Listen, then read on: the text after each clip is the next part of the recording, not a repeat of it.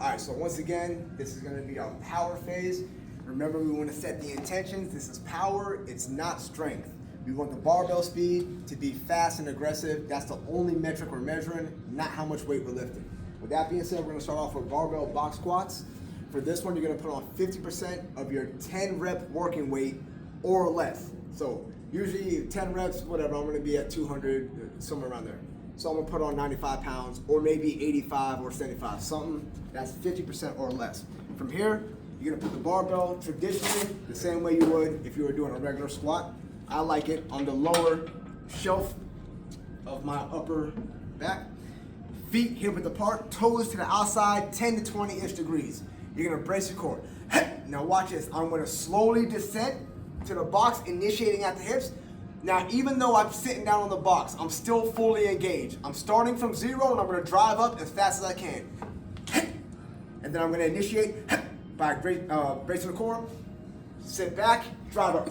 Now, we're only gonna fold down and tap the box for 1 second and then drive up on this variation. For this variation of a box squat, we're not gonna sit down and then lean back and then rock forward and drive up. We're not gonna do like a rolling start. It's gonna be squat, pause for 1 second, drive up, all right?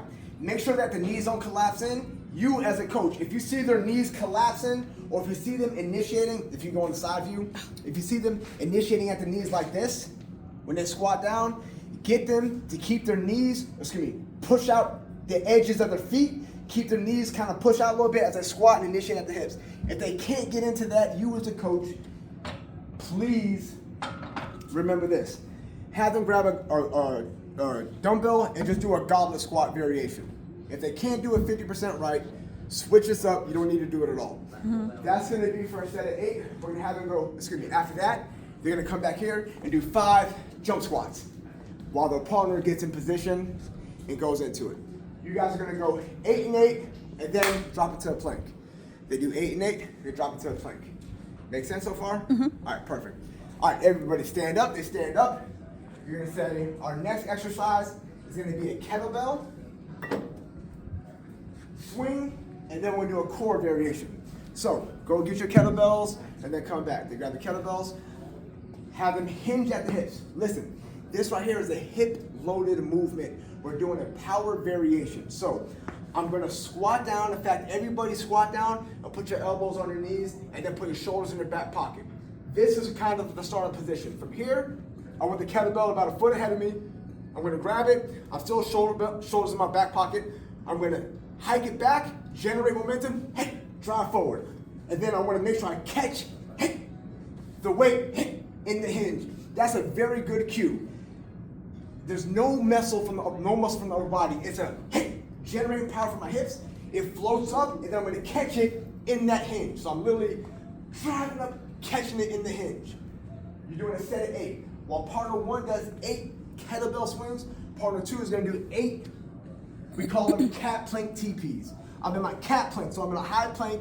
I'm pretending I'm a hissing cat, I'm an angry cat, pushing on shoulders, drive back, tap the toe, reset to that cat plank, drive back, tap the opposite toe, reset to the cat plank. At no point am I bending my knees in that movement. That's 4 and 4. So it's 8 over here, 4 and 4, back and forth 1 time. Have them drop it to a plank. After that, stand on top of your box. Hey guys, we're doing 4 full rounds. I'm not worried about the finish. I want 4 complete rounds. With that being said, this barbell was moving slow for a lot of people. It's moving too slow. The thought process is a fast drive up. Remember, this is power, not strength. Let's have fun. And then have them do 4 rounds. All right, we're starting off with a power variation of a single arm dumbbell snatch. This is 1 variation out of 100 variations, all right? This is what we're doing for the moment. It might change up later on.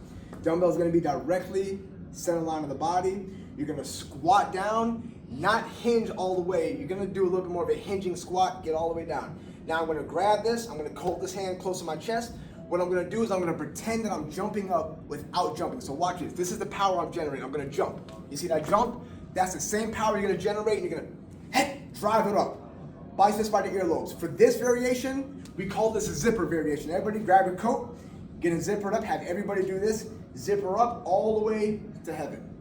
That's the moment, that's gonna be the motion that we're going for. So watch this.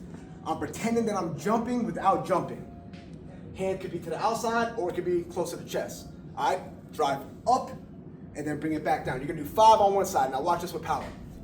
Hey, hey, 5 and then 5. All right. Meanwhile, partner 2, everybody pay attention.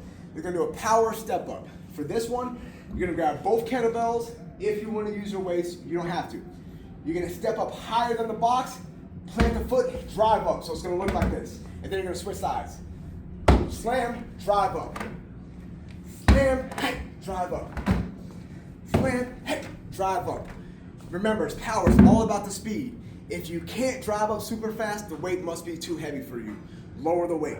If you're able to maintain 5 and 5, grow a little bit heavier. If you're able to maintain that same speed, go heavier until you can't maintain that speed, and that'll be the perfect weight for you. Now, they're gonna go back and forth. One time, drop into a plank. After the plank, everybody stand up. Family, we've all done something for our calves, every single pattern. This one is no different. Everybody, we're gonna do a bucket calf raise.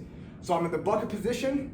I'm gonna lean up, squeezing my calves for 2 seconds, lower down. Everybody in position, and have them all do this together, a bucket calf raise. They're gonna get a good squeeze hold for 2 seconds, then have them stand up, let them know. Everything you did doesn't count. That was just your warm up. I want 4 full revolutions to the best of your ability, all right? Once the first person hits 4, let me know, and then let them go. Remember, as a coach, it's your goal to get everybody to change their mindset. If it's slow and controlled and heavy, that's strength. If it's fast and aggressive with bar velocity, that's power. We're focusing on power, speed. Everything is starting from 0, speed, boom. Once you lose the speed, you don't have to keep going.